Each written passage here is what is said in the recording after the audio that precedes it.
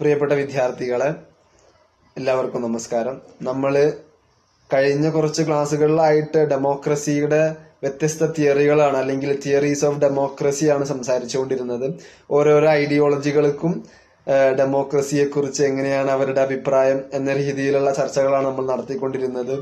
ആദ്യമായിട്ട് നമ്മൾ അന്ന് ലിബറലിസത്തിനെ കുറിച്ചാണ് പറഞ്ഞത്, ലിബറൽ ഡെമോക്രസി.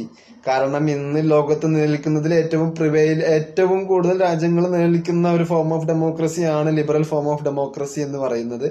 അപ്പൊ അതുകൊണ്ട് തന്നെ അതിനെക്കുറിച്ച് നമ്മൾ പറഞ്ഞു, അതിന്റെ പ്രൊസീജിയേഴ്സും ആ കാര്യങ്ങളൊക്കെ പറയുകയുണ്ടായി. അതിനുശേഷം നമ്മൾ ഗാന്ധിയൻ ഐഡിയ ഓഫ് ഡെമോക്രസി പറഞ്ഞു. അദ്ദേഹം അദ്ദേഹത്തിന്റെ ഐഡിയ ഓഫ് ഡെമോക്രസിയും ലിബറൽ ഐഡിയ ഓഫ് ഡെമോക്രസിയും തമ്മിലുള്ള അടിസ്ഥാനപരമായിട്ടുള്ള കുറച്ച് വ്യത്യാസങ്ങളെ കുറിച്ചും അതുപോലെ ഗാന്ധിയുടെ ചില ഉട്ടോപ്യൻ ഐഡിയകളെ കുറിച്ചൊക്കെ കഴിഞ്ഞ കുറച്ച് ക്ലാസ്സുകളിൽ നമ്മൾ വളരെ രസകരമായിട്ടുള്ള ചർച്ചകളൊക്കെ നടത്തിയിട്ടുണ്ടായി.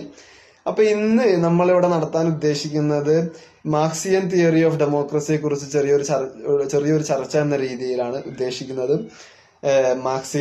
ഞാൻ മുമ്പ് തന്നെ പറഞ്ഞിട്ടുണ്ടായി എന്നാണ് എൻ്റെ ഒരു ഓർമ്മ. നമ്മുടെ ജീവിതത്തിന്റെ എല്ലാ തലങ്ങളെയും സ്പർശിക്കുന്ന രീതിയിലുള്ള ഒരു മാർഗരേഖ എന്നൊക്കെ പറയാൻ പറ്റുന്ന ഒരു ഐഡിയോളജിയാണ് മാർക്സിസം. കാരണം ഒരുപാട് ആളുകൾ ഫോളോ ചെയ്യുന്നില്ല എങ്കിൽ കൂടെ നമ്മുടെ ജീവിതത്തിന്റെ ഒരുപാട് വശങ്ങളെ മാർക്സിസം സ്പർശിക്കുന്നുണ്ട്. ഇപ്പോ കുടുംബമാകട്ടെ, അതുപോലെ തന്നെ പ്രൈവറ്റ് പ്രോപ്പർട്ടി ആവട്ടെ. കാരണം എംഗൽസ് എഴുതുന്നുണ്ട്, origin of family and private property എന്ന രീതിയിൽ ഒരു പുസ്തകം തന്നെ അദ്ദേഹം എഴുതിയിട്ടുണ്ട്.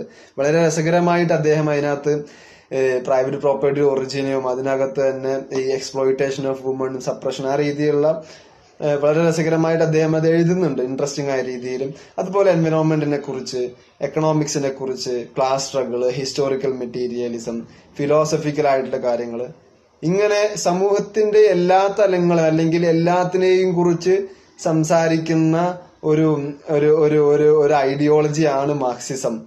അപ്പൊ അതുകൊണ്ട് തന്നെ ഒബ്വിയസ്ലി മാർക്സിസം ഡെമോക്രസിയെ കുറിച്ചും സംസാരിക്കുന്നുണ്ട്. പക്ഷെ ഒരു മാർക്സിസ്റ്റ് അൾട്ടർനേറ്റീവ് ആയിട്ട് ഡെമോക്രസി അല്ലെങ്കിൽ ഒരു മാർക്സിസ്റ്റ് അൾട്ടർനേറ്റീവ് ഓഫ് ഡെമോക്രസി മുന്നോട്ട് വെക്കുന്നതിനേക്കാൾ ഉപരി മാർക്സിയൻ തിയറി ഓഫ് ഡെമോക്രസി എനിക്ക് തോന്നുന്നത് ഈ ലിബറൽ ഫോം ഓഫ് ഡെമോക്രസിയിലുള്ള പ്രശ്നങ്ങൾ അല്ലെങ്കിൽ അതിനെ ക്രിട്ടിസൈസ് ചെയ്യുന്നത്. അതിനർത്ഥം മാർക്സിസത്തിന് ഒരു ആൾട്ടർനേറ്റീവ് ഫോം ഇല്ല എന്നല്ല. കാരണം ഞാൻ തുടക്കത്തിൽ തന്നെ പറഞ്ഞു, democracy is a road to socialism എന്ന്.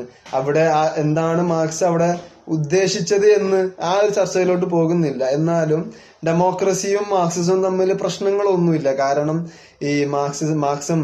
ഈ മാർക്സിസത്തിനകത്ത് നമ്മൾ അവസാനമായിട്ട് ക്യാപിറ്റലിസ്റ്റ് സ്റ്റേജ് കഴിഞ്ഞിട്ട് ഈ ക്യാപിറ്റലിസ്റ്റ് സിസ്റ്റത്തിനെ തൊഴിലാളി വർഗം ഓവർത്രോ ചെയ്തതിന് ശേഷമുള്ള ഡിക്ടാറ്റർഷിപ്പ് ഓഫ് പ്രോലിറ്റേറിയേറ്റ് എന്ന് പറയുന്ന ഒരു സ്റ്റേജിനെ കുറിച്ച് മാർക്സ് പറയുന്നുണ്ട്.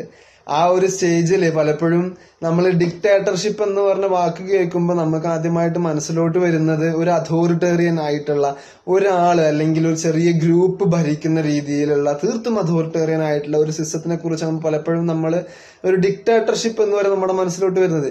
പക്ഷെ ഇവിടെ മാർക്സ് പറയുന്ന അല്ലെങ്കിൽ മാർക്സിസത്തിനകത്ത് പറയുന്ന ഡിക്ടാറ്റർഷിപ്പ് ഓഫ് പ്രോലിറ്റേറിയേറ്റ് എന്ന് പറയുന്ന ആ ഒരു ഡിക്റ്റേറ്റർഷിപ്പിനകത്ത് അതൊരു ക്ലാസിക്കൽ പൊളിറ്റിക്കൽ സയൻസ് തിയറിയിലുള്ളത് പോലെയുള്ള ഒരു ഡിക്റ്റേറ്റർഷിപ്പ് അല്ല, മറിച്ച് അതൊരു ഡെമോക്രാറ്റിക് ഫോം ഓഫ് ഗവൺമെന്റ് തന്നെയാണ്.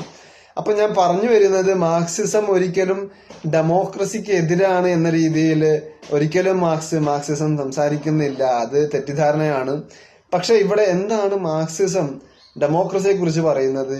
മാർക്സിസവും ഡെമോക്രസിയും തമ്മിൽ പ്രശ്നങ്ങളില്ല, മറിച്ച് മാർക്സിസവും ലിബറൽ ഡെമോക്രസിയും തമ്മിലാണ് കാര്യമായിട്ടുള്ള പ്രശ്നമുള്ളത്. കാരണം മാർക്സിസം കണക്കാക്കുന്നത് ലിബറലിസം എന്ന് പറയുന്നത് അല്ലെങ്കിൽ ഡെമോക്രസി എന്ന് പറയുന്നത് ഒരു മോഡേൺ ക്യാപിറ്റലിസ്റ്റ് സ്റ്റേറ്റിൽ എല്ലായ്പ്പോഴും അവിടെ അന്തരങ്ങൾ ഉണ്ടാകും. ഉള്ളവനും ഇല്ലാത്തവനും എന്ന് പറഞ്ഞ അന്തരമുണ്ട്. ലിബറൽ ഡെമോക്രസി കാര്യമായിട്ടും പ്രൊസീജിയറിലോട്ടും അതുപോലെ ഇൻസ്റ്റിറ്റ്യൂഷൻസിലുമാണ് ഫോക്കസ് ചെയ്യുന്നത്. പ്രൊസീജിയേഴ്സ് എന്ന് പറയുമ്പോൾ നമ്മൾ പറഞ്ഞു പീരിയോഡിക് എലക്ഷൻസ് നടത്തുക, അതുപോലെ തന്നെ ഫ്രീ ആൻഡ് ഫെയർ എലക്ഷൻസ് നടത്തുക, യൂണിവേഴ്സൽ അഡൽട്ട് സഫ്രേജ് തുടങ്ങിയ രീതിയിലുള്ള പ്രോസസ്സും അതുപോലെ തന്നെ ഡെമോക്രാറ്റിക് പ്രോസസ്സുകൾ ഡെമോക്രാറ്റിക് ഇൻസ്റ്റിറ്റ്യൂഷൻസിൽ ഫോക്കസ് ചെയ്യുമ്പോൾ ഞാൻ മുമ്പ് തന്നെ പറയുകയുണ്ടായി, ഏതൊരു കാര്യത്തിനെ കുറിച്ചും മാർക്സിസം അതിനെക്കുറിച്ച് പഠിക്കുന്ന സമയത്ത് ക്ലാസ് എലമെന്റ് അതിൽ പ്രസന്റ് ആയിരിക്കും. ക്ലാസ് സ്ട്രഗിൾ അല്ലെങ്കിൽ ക്ലാസ് എന്ന് പറയുന്ന ആ ഒരു പെർസ്പെക്റ്റീവിലൂടെയാണ് മാർക്സിസം ഏതൊരു വിഷയത്തെയും പഠിക്കുന്നത്. അപ്പം ഡെമോക്രസിക്കകത്തും ആ രീതിയിൽ തന്നെയാണ് മാർക്സിസം പഠിച്ചത്. മാർക്സിസം അതിനകത്തുള്ള ഒരു ഇംബാലൻസ്, ഒരു അൺഈക്വാലിറ്റി ഇനീക്വാലിറ്റിയെ കുറിച്ച് പറയുന്നുണ്ട്. ഈ ഉള്ളവനും ഇല്ലാത്തവനും തമ്മിലുള്ള അന്തരം, അങ്ങനെ ഒരു സൊസൈറ്റിയിൽ ഡെമോക്രസി സാധ്യമല്ല എന്ന രീതിയിലാണ് മാർക്സ് സംസാരിക്കുന്നത്. കാരണം അവര് പറയുന്നത് ഒരു ഇനീക്വൽ ആയിട്ടുള്ള ക്യാപിറ്റലിസ്റ്റ് സൊസൈറ്റിയിൽ ഒരു ചെറിയ വിഭാഗം തങ്ങൾക്ക് മുമ്പിലുള്ള വലിയൊരു വിഭാഗമായിട്ടുള്ള തൊഴിലാളികളെ അടിച്ചമർത്തുന്നതിന് വേണ്ടിയിട്ട്, അല്ലെങ്കിൽ അവരുടെ കൺസെന്റ് നേടിയെടുക്കുന്നതിന് വേണ്ടിയിട്ട്, അവിടെയാണ് നമ്മൾ പലപ്പോഴും ചിന്തിക്കേണ്ട ഒരു കാര്യമുണ്ട്. കാരണം ഡെമോക്രസി എന്ന് പറയുമ്പോൾ നമ്മൾ എല്ലാവരുടെയും കൺസെന്റ് കൊടുക്കുന്നുണ്ട്. പക്ഷെ ആ ഒരു ഏത് രീതിയിലാണ് കൺസെന്റ് നേടിയെടുക്കുന്നത്, ആ നേടിയെടുത്തിട്ട് ഏത് രീതിയിലാണ് അധികാരികൾ അല്ലെങ്കിൽ ഗവൺമെന്റ് പ്രവർത്തിക്കുന്നത് എന്നിടത്താണ് മാർക്സ് പാളിച്ച കണ്ടുപിടിക്കുന്നത്. മാർക്സിസം പറയുന്നത് കൺസെന്റ് നേടിയെടുക്കുന്നെങ്കിൽ കൂടി ഈ ഒരു വലിയ വിഭാഗത്തിനെ കൺട്രോൾ ചെയ്യുന്നതിനുള്ള ഒരു ടൂളായിട്ടാണ് ക്യാപിറ്റലിസം ലിബറലിസത്തിനെ ഉപയോഗിക്കുന്നത് എന്ന് പറയുന്നുണ്ട്. കാരണം മാർക്സും എംഗൽസും 1848 കമ്മ്യൂണിസ്റ്റ് മാനിഫെസ്റ്റോ എഴുതുന്ന സമയത്ത് അതിൽ വളരെ രസകരമായിട്ടുള്ള ഒരു കാര്യം പറയുന്നുണ്ട്. കാരണം അത് വളരെയധികം തോട്ട്ഫുള്ളും ആണ്. കാരണം നമ്മളെല്ലാവരും ചിന്തിക്കേണ്ട ഒരു കാര്യം കൂടിയാണത്. മാർക്സും എംഗൽസും പറയുന്നുണ്ട്, the executive of the modern state is but a committee for managing the common affairs of the whole bourgeoisie. അതായത് the executive of the modern state, ആധുനിക രാജ്യത്തിലെ അല്ലെങ്കിൽ ആധുനിക കാലഘട്ടത്തിലെ എക്സിക്യൂട്ടീവ് എന്ന് പറയുമ്പോൾ, അപ്പൊ നമ്മൾ ഈ എക്സിക്യൂട്ടീവ് എന്ന് പറയുമ്പോൾ നമ്മൾ തെറ്റിദ്ധരിക്കരുത് ഒഫീഷ്യൽസ് ആണ് എന്ന്. ഗവൺമെന്റ്, അതായത് പബ്ലിക് ഓഫീസർമാരാണ്, എലക്ടഡ് റെപ്രസെന്റേറ്റീവ്സ് അല്ല എന്ന രീതിയിൽ പലപ്പോഴും നമ്മുടെ എക്സിക്യൂട്ടീവ്സ് എന്ന് പറയുമ്പോൾ ആ ഒരു രീതിയിലാണ് നമ്മുടെ ചിന്തകൾ പോവാറുള്ളത്. എക്സിക്യൂട്ടീവ് എന്ന് പറയുമ്പം പലപ്പോഴും പാർലമെന്ററി ഫോം ഓഫ് ഡെമോക്രസിയിൽ ഈ തെരഞ്ഞെടുക്കപ്പെടുന്ന റെപ്രസെന്റേറ്റീവ്സിന്റെ ഇടയിൽ നിന്നാണ് പലപ്പോഴും എക്സിക്യൂട്ടീവിനെ തെരഞ്ഞെടുക്കുന്നത്. അപ്പൊ എന്നിരുന്നാലും ജനറലി പറയുമ്പം executive of the modern state എന്നുകൊണ്ട് ഉദ്ദേശിക്കുന്നത് ഒരു മോഡേൺ ഡെമോക്രാറ്റിക് സ്റ്റേറ്റ് എന്ന രീതിയിൽ നമുക്ക് ജനറലി ഇന്റർപ്രറ്റ് ചെയ്യാൻ പറ്റും. അപ്പൊ മാർക്സും എംഗൽസും പറയുന്നത് executives of the modern state is a committee for managing the common affairs of the whole bourgeoisie. അതായത് ഹോൾ ക്യാപിറ്റലിസ്റ്റുകളുടെ അല്ലെങ്കിൽ ഒരു ബൂർഷ്വാസി സിസ്റ്റത്തിന്റെ കോമൺ ആയിട്ടുള്ള അഫയേഴ്സ്, അല്ലെങ്കിൽ അവരുടെ താല്പര്യങ്ങൾ സംരക്ഷിക്കുന്നതിന് വേണ്ടിയിട്ടുള്ള, അല്ലെങ്കിൽ അവരുടെ കാര്യങ്ങൾ നേടിയെടുക്കുന്നതിന് വേണ്ടിയിട്ട്. അപ്പൊ അവരുടെ താല്പര്യം എന്ന് പറയുന്നത് പലപ്പോഴും ഒരു ക്ലാസ് സ്ട്രഗിൾ ഉണ്ടാകുമ്പോൾ ഈ ഒരു ക്ലാസിന്റെ താല്പര്യം എന്ന് പറയുന്നത് മറ്റു ക്ലാസ്സിനെ അല്ലെങ്കിൽ ഓപ്പോസിംഗ് ക്ലാസ്സിനെ അടിച്ചമർത്തുക എന്നുള്ളതാണ്. അപ്പൊ ഇതിലൂടെ മാർക്സ് ഉദ്ദേശിക്കുന്നത് ഈ ഒരു തൊഴിലാളി വർഗത്തെ അടിച്ചമർത്തുന്നതിന് വേണ്ടിയിട്ട് ക്യാപിറ്റലിസ്റ്റ് ക്ലാസുകൾ ഉപയോഗിക്കുന്ന, അല്ലെങ്കിൽ മോഡേൺ നാഷണൽ സ്റ്റേറ്റ് ഉപയോഗിക്കുന്ന ഒരു കമ്മിറ്റി മാത്രമാണ് ആധുനിക കാലഘട്ടത്തിലെ ഡെമോക്രസി എന്നാണ് മാർക്സ് പറയുന്നത്. അപ്പൊ ഈ ഒരു സെന്റൻസ് നമ്മൾ തെറ്റിദ്ധരിക്കരുത്. മാർക്സ് ഡെമോക്രസിക്കെതിരാണ്.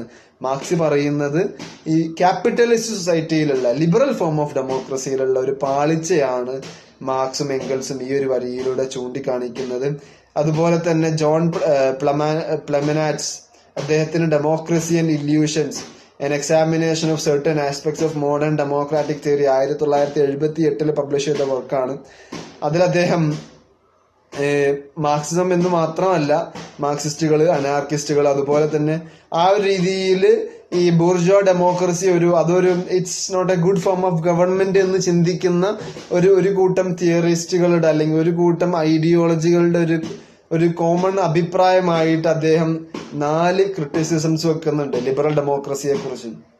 അതിൽ ആദ്യം പറയുന്നത് where there are inequalities of wealth, അതായത് സമൂഹത്തില് സാമ്പത്തികമായിട്ടുള്ള അസമത്വങ്ങൾ ഉണ്ടാകുമ്പം, സാമ്പത്തികമായിട്ടുള്ള അന്തരങ്ങൾ ഉണ്ടാകുമ്പോൾ സമൂഹത്തിൽ 2 തട്ടിൽ ഉള്ളവനും ഇല്ലാത്തവനും എന്ന രീതിയിലുള്ള നിർത്തുന്ന ഒരു കാലഘട്ടം ഉണ്ടാകുമ്പോൾ ഏത് തരത്തിലുള്ള ഗവൺമെന്റ് ആയിക്കോട്ടെ, ഡെമോക്രസി ആയിക്കോട്ടെ, മറ്റേതെങ്കിലും ഫോമിലുള്ള ഗവൺമെന്റ് ആയിക്കോട്ടെ, ഏത് തരത്തിലുള്ള ഗവൺമെന്റ് ആണെങ്കിലും power and influence belong mostly to the wealthy. അതായത് സമൂഹത്തിലെ ഉള്ളവൻ അല്ലെങ്കിൽ മുതലാളിമാരുടെ അല്ലെങ്കിൽ ക്യാപിറ്റലിസ്റ്റുകളുടെ കയ്യിലായിരിക്കും എല്ലായ്പ്പോഴും സമ്പത്തും അധികാരവും ഇരിക്കുന്നത്. അത് കാരണം അതിനുള്ള ഒരു കാരണമായിട്ട് അവർ പറയുന്നത് ഈ സമ്പത്തുള്ളവര് മാത്രമാണ് തങ്ങളുടെ കുട്ടികളെ പഠിപ്പിക്കാൻ പറ്റുള്ള ഈ ഒരു രീതിയിൽ ഇൻഫ്ലുവൻഷ്യൽ ആകുന്നതിന് വേണ്ടിയിട്ട്, സമൂഹത്തിൽ സ്വാധീനം ഉണ്ടാകുന്നതിന്, സമൂഹത്തിന് അധികാരം കൈയാളുന്ന രീതിയിലുള്ള ഒരു എഡ്യൂക്കേഷന് സമ്പത്തുള്ളവന് മാത്രമേ പ്രൊവൈഡ് ചെയ്യാൻ പറ്റൂ, തങ്ങളുടെ കുട്ടികൾക്ക് മാത്രമേ പ്രൊവൈഡ് ചെയ്യാൻ പറ്റുള്ളൂ. അപ്പൊ അതുകൊണ്ട് തന്നെ ഒരു കാരണമായിട്ട് അവർ പറയുന്നത്, അതുകൊണ്ട് തന്നെ ഈ ഏതൊരു തരത്തിലുള്ള ഗവൺമെന്റ് ആണെങ്കിലും ഒരു ഇനീക്വാലിറ്റീസ് ഓഫ് വെൽത്ത്, സമൂഹത്തിൽ സാമ്പത്തികമായിട്ടുള്ള അസമത്വങ്ങൾ നിലനിൽക്കുന്ന സമയത്ത് അവിടെ ഏത് തരത്തിലുള്ള ഗവൺമെന്റ് ആകട്ടെ, ഡെമോക്രസി ആവട്ടെ, ഏത് തരത്തിലുള്ള ഗവൺമെന്റ് ആണെങ്കിലും സമൂഹത്തിലെ പവറും അതുപോലെ തന്നെ ഇൻഫ്ലുവൻസും സമൂഹത്തിലെ ചെറിയൊരു വിഭാഗത്തിന്റെ കയ്യിൽ എപ്പോഴും കോൺസെൻട്രേറ്റഡ് ആയിരിക്കുമെന്നാണ് ആദ്യത്തെ പോയിന്റിൽ പറയുന്നത്. വളരെയധികം ഇമ്പോർട്ടന്റ് ആയിട്ടുള്ള, വളരെയധികം തോട്ട്ഫുൾ ആയിട്ടുള്ള പോയിന്റ് ആണ്. കാരണം ഈ പല ക്യാപിറ്റലിസ്റ്റ് രാജ്യങ്ങളിലും എഡ്യൂക്കേഷൻ എന്ന് പറയുന്നത് it's not affordable for a ordinary citizen. ഒരു സാധാരണ മനുഷ്യന് പല ക്യാപിറ്റലിസ്റ്റ് രാജ്യങ്ങളിലും എഡ്യൂക്കേഷൻ എന്ന് പറയുന്നത് അഫോർഡബിൾ അല്ല. അല്ലെങ്കിൽ പബ്ലിക് എഡ്യൂക്കേഷൻ അത്രത്തോളം പ്രാധാന്യം ഗവൺമെന്റ് നൽകാത്തത് കാരണം അത്ര ക്വാളിറ്റി എഡ്യൂക്കേഷൻ ഗവൺമെന്റുകൾ നൽകുന്നില്ല. അപ്പൊ അതുകൊണ്ട് തന്നെ അത്തരം കാര്യങ്ങൾ വെച്ച് നോക്കുമ്പോൾ നമ്മുടെ സംസ്ഥാനമോ അല്ലെങ്കിൽ നമ്മുടെ സംസ്ഥാനങ്ങൾ വളരെയധികം മുന്നിലാണെന്ന് തന്നെ പറയാം. പല ക്യാപിറ്റലിസ്റ്റ് രാജ്യങ്ങളിലും അഫോർഡബിൾ അല്ല. അപ്പൊ അതുകൊണ്ട് തന്നെ ഇത് വിദ്യാർത്ഥികളുടെ ഡെവലപ്മെന്റ് അല്ലെങ്കിൽ കുട്ടികളുടെ ഡെവലപ്മെന്റിനെ ബാധിക്കുമെന്ന രീതിയിലുള്ള ഒരു മോഡേൺ അപ്രോച്ച് അവിടെ ആദ്യത്തെ പോയിന്റിലുണ്ട്. രണ്ടാമതായിട്ട് പറയുന്നത് where the political system to work effectively calls for large organisation, power and influence belong to their leaders rather than the rank and file. ഒരു ഡെമോക്രാറ്റിക് സിസ്റ്റം അല്ലെങ്കിൽ ഒരു പൊളിറ്റിക്കൽ സിസ്റ്റം എഫക്റ്റീവായിട്ട് വർക്ക് ചെയ്യണമെങ്കിൽ അവിടെ ഒരു ഓർഗനൈസേഷണൽ സിസ്റ്റം വേണം. നമ്മുടെ ഒരു ഡെമോക്രസിക്കകത്ത് നമുക്ക് പാർട്ടി എന്നെടുക്കാം. ഡെമോക്രസി കാരണം ഒരു പാർട്ടി സിസ്റ്റം, മൾട്ടി പാർട്ടി സിസ്റ്റത്തിനെ കുറിച്ചാണ് ലിബറൽ ഡെമോക്രസി സംസാരിക്കുന്നത്. കഴിഞ്ഞ ക്ലാസ്സുകളിൽ നമ്മൾ പറയുകയുണ്ടായി. അപ്പോൾ ഏതൊരു പൊളിറ്റിക്കൽ സിസ്റ്റം ആണെങ്കിലും അവിടെ എഫക്റ്റീവായിട്ട് ആ സിസ്റ്റം വർക്ക് ചെയ്യണം എന്നുണ്ടെങ്കിൽ അവിടെ ഒരു ഓർഗനൈസേഷണൽ സ്ട്രക്ചർ വേണം. അല്ലെങ്കിൽ നമുക്ക് മോഡേൺ ഡെമോക്രാറ്റിക് സിസ്റ്റത്തിൽ പറയുകയാണെങ്കിൽ അവിടെ ഒരു പാർട്ടി സിസ്റ്റം വേണം. അപ്പൊ ഈ ഒരു പാർട്ടി സിസ്റ്റത്തിനകത്തുള്ള പ്രശ്നം എന്ന് പറയുന്നത് പാർട്ടി ലീഡേഴ്സ് ആയിരിക്കും ഇൻഫ്ലുവൻസ്, അവർക്കാണ് പവർ. താഴെയുള്ള അണികൾക്കല്ല. അണികള് വോട്ട് ചെയ്യുന്നതിനുള്ള ഒരു ടൂള് മാത്രമാണ്. തീരുമാനങ്ങൾ എടുക്കുന്നത് പലപ്പോഴും നേതാക്കന്മാരാണ്, ലീഡേഴ്സാണ്.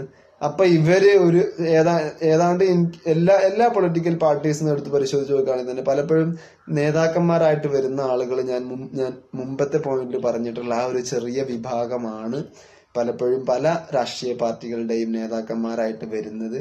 അപ്പോൾ അവരാണ് കാര്യങ്ങൾ തീരുമാനിക്കുന്നത് എന്നുള്ള ഒരു പ്രശ്നമുണ്ട്. പിന്നെ മൂന്നാമതായിട്ടുള്ളത് where there are great social inequalities. എവിടെയാണോ ഭയങ്കരമായിട്ടുള്ള സോഷ്യൽ ഇനീക്വാലിറ്റീസ് ഉള്ളത്, ലീഡേഴ്സ് എത്രത്തോളം മോഡസ്റ്റ് ആണ്, എത്രത്തോളം ഡൗൺ ടു എർത്ത് ആണെന്ന് നോക്കിയിട്ട് കാര്യമില്ല. അവര് ലീഡർമാരാകുമ്പോ അല്ലെങ്കിൽ ഇപ്പൊ ചെറിയ അല്ലെങ്കിൽ സമൂഹത്തിലെ ഇല്ലായ്മയിൽ നിന്നും ഉയർന്നു വന്ന നേതാക്കന്മാരാണെങ്കിൽ തന്നെ അവർക്ക് അധികാരത്തിലെത്തുന്ന സമയത്ത് അല്ലെങ്കിൽ അവര് നേതാക്കന്മാരാകുന്ന സമയത്ത് സമൂഹവുമായിട്ടുള്ള ടച്ച് വിട്ടുപോകും. അതുപോലെ അണികളുമായിട്ടുള്ള ബന്ധം വിട്ടുപോകും. അവരൊരു വേറൊരു ക്ലാസ് ആയിട്ട്, കാരണം എലീറ്റിസ്റ്റ് തിയറി പറയുന്നുണ്ട്. എലീറ്റിസ്റ്റ് ദേ കൺസിഡർ ദംസെൽവ്സ് ആസ് എലീറ്റ്സ്. അവര് തന്നെ അവരെ പരസ്പരം അല്ലെങ്കിൽ ഒരു എലീറ്റ് വിഭാഗമായിട്ട് അവര് തന്നെ കണക്കാക്കുന്ന ഒരു അവസ്ഥ വരും. അപ്പൊ അവര് തങ്ങളുടെ ഫോളോവേഴ്സിൽ നിന്ന് അല്ലെങ്കിൽ തങ്ങൾ വളർന്നു വന്ന ചുറ്റുപാടുകളൊക്കെ എല്ലാം മറന്നു പോയിട്ടുള്ള രാഷ്ട്രീയ പ്രവർത്തനം നടത്തുന്ന ഒരുപാട് നേതാക്കന്മാരെ നമ്മുടെ ഒരു കേരളീയ ചുറ്റുപാടിൽ നോക്കി നമുക്ക് അറിയാൻ പറ്റും. അപ്പൊ ഞാൻ പറഞ്ഞു വരുന്നത് ഈ ഒരു സോഷ്യൽ ഇനീക്വാലിറ്റീസ് ഉള്ള ഒരു സൊസൈറ്റിയിൽ, ഒരു സിസ്റ്റത്തിനകത്തുള്ള പ്രശ്നങ്ങളാണ് ഈ പറയുന്നത്. കാരണം സോഷ്യൽ ഇനീക്വാലിറ്റീസ് ഉണ്ടാകുമ്പോൾ ആ ഒരു ഡിപ്രസ്ഡ് ആയിട്ടുള്ള അല്ലെങ്കിൽ എല്ലായ്പ്പോഴും ഒരു താഴ്ന്നവനായിട്ട്, ഇൻഫീരിയർ ആയിട്ട് പരിഗണിക്കപ്പെടുന്ന ഒരു വിഭാഗം പെട്ടെന്ന് നേതാവായിട്ട് ഉയർന്നു വരുന്ന ഒരു അവസരം ഉണ്ടാകുമ്പോൾ അവര് പലപ്പോഴും തങ്ങളെ ആ ഒരു സുപ്പീരിയർ ഗ്രൂപ്പിന്റെ ഭാഗമായിട്ട് കാണാനാണ് ആ രീതിയിൽ കാണാനാണ് അവര് ആഗ്രഹിക്കുക. പക്ഷെ അവിടെയും പ്രശ്നങ്ങളുണ്ട്. കാരണം നമ്മൾ പലപ്പോഴും കണ്ടിട്ടുണ്ടാവും, ഇങ്ങനെ വളർന്നു വരുന്ന ആളുകളാണെങ്കിലും അവരെ പരസ്പരം ഈ ഒരു രീതിയിൽ കാണുന്നുണ്ടെങ്കിൽ കൂടെ ആ ഒരു എലീറ്റ് വിഭാഗം അവരെ അംഗീകരിക്കാത്തൊരു സന്ദർഭം ഉണ്ടാവണം. അതാണ് ഈ സാമൂഹികമായിട്ടുള്ള അസമത്വങ്ങൾ ഉണ്ടാകുമ്പോഴുള്ള ഒരു പ്രശ്നം. അതാണ് ഇപ്പൊ നിങ്ങൾ എത്രത്തോളം ആളുകൾ, ഞാൻ നിങ്ങൾ ഒരിക്കലും ഇങ്ങനെ സീരീസ് കാണുന്നത് പ്രേരിപ്പിക്കുകയല്ല, എത്രത്തോളം PK ബ്ലൈൻഡേഴ്സ് കാണുന്ന വെബ് സീരീസ് കണ്ടിട്ടുണ്ട് എനിക്കറിയില്ല.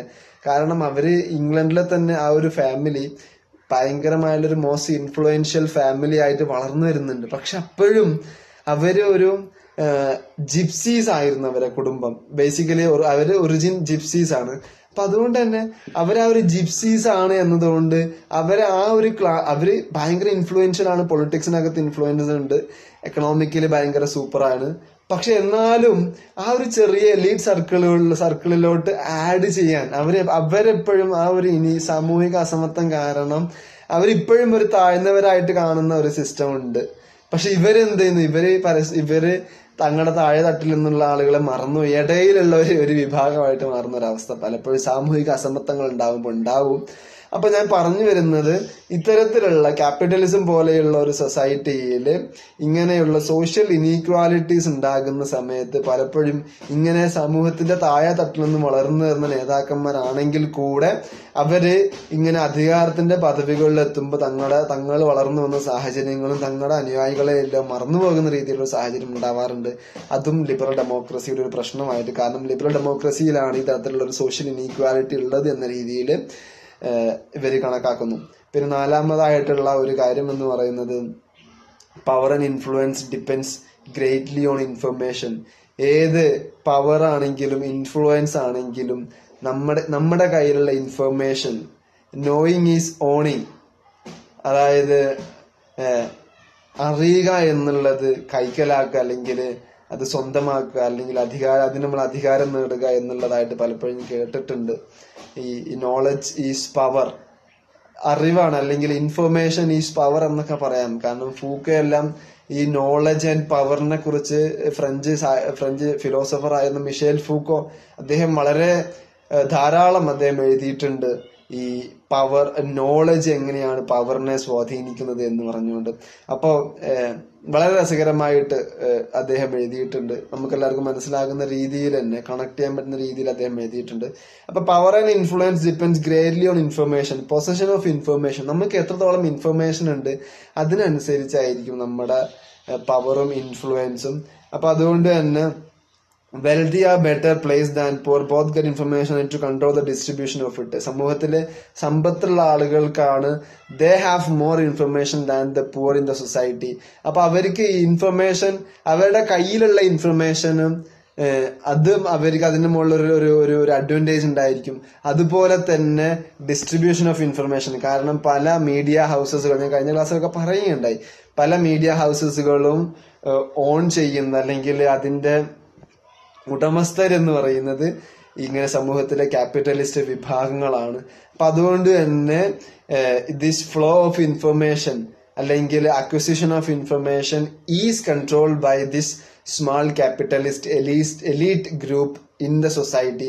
അപ്പൊ അതുകൊണ്ട് തന്നെ ഇത്തരത്തിലുള്ള ഒരു ക്യാപിറ്റലിസ്റ്റ് പ്രോലിറ്റേറിയറ്റ് അല്ലെങ്കിൽ മുതലാളി തൊഴിലാളി അന്തരമുള്ള ഒരു സമൂഹത്തില് ഇത്തരത്തിലുള്ള ഒരു flow of information will be controlled by this elite few. സമൂഹത്തിലെ ചെറിയൊരു വിഭാഗമായിരിക്കും ഇൻഫർമേഷന്റെ ഫ്ലോനെ അവര് കൺട്രോൾ ചെയ്യുകയുണ്ടാവുക. അപ്പൊ അതുവഴി ഇങ്ങനെ ഇൻഫർമേഷന്റെ പൊസഷനെയും അതുപോലെ ഫ്ലോ ഓഫ് ഇൻഫർമേഷനും കൺട്രോൾ ചെയ്യുന്നതിലൂടെ സമൂഹത്തിന്റെ വലിയൊരു വിഭാഗത്തിന്റെ മുകളിലുള്ള കൺട്രോളാണ് അവർക്ക് ലഭിക്കുന്നത്. അപ്പോ ഇത് Marxist critique of liberal democracy അല്ല, മറിച്ച് മാർക്സിസം കൂടി അംഗീകരിക്കുന്ന രീതിയിലുള്ള അനാർക്കിസ്റ്റുകളും അങ്ങനെ ഒരു വിഭാഗം സ്ട്രീം അല്ലെങ്കിൽ ഒരു സ്ട്രീം ഓഫ് പൊളിറ്റിക്കൽ സയൻസിനകത്ത് എല്ലാ ആളുകൾ വിശ്വസിക്കുന്ന ലിബറൽ ഡെമോക്രസിയുടെ പാളിച്ചകളാണ് ഞാൻ ഈ ഒരു ഭാഗത്ത് സൂചിപ്പിച്ചിട്ടുള്ളത്. ഇനിയുള്ള കുറച്ച് ക്ലാസ്സുകളിൽ മാർക്സിസത്തിന് സ്പെസിഫിക്കലി ആയിട്ട് മാർക്സിസത്തിന് എന്ത് പറയാനുണ്ട് എന്നുള്ള, അല്ലെങ്കിൽ ലിബറലിസത്തിന്റെ ക്രിറ്റിസിസം, 3 ലിബറൽ ക്രിറ്റിസിസം പറയുന്നുണ്ട്. അത് കഴിഞ്ഞിട്ട് ഡിക്റ്റേറ്റർഷിപ്പ് ഓഫ് ദ പ്രോലിറ്റേറിയറ്റ്, അതായത് ഈ പ്രോലിറ്റ് വർക്കേഴ്സിന്റെ ഡിക്റ്റേറ്റർഷിപ്പിനെ കുറിച്ച് ഒരു ഭാഗം കൂടി പറയാനും, അതുകൂടി മാർക്സിസത്തിൽ അല്ലെങ്കിൽ മാർക്സിസ്റ്റ് തിയറി ഓഫ് ഡെമോക്രസിയിൽ ഉണ്ടാവുകയുള്ളൂ. ബാക്കിയുള്ള കാര്യങ്ങൾ അടുത്ത ക്ലാസ്സിലാവാം. That's all for now. Thanks for watching.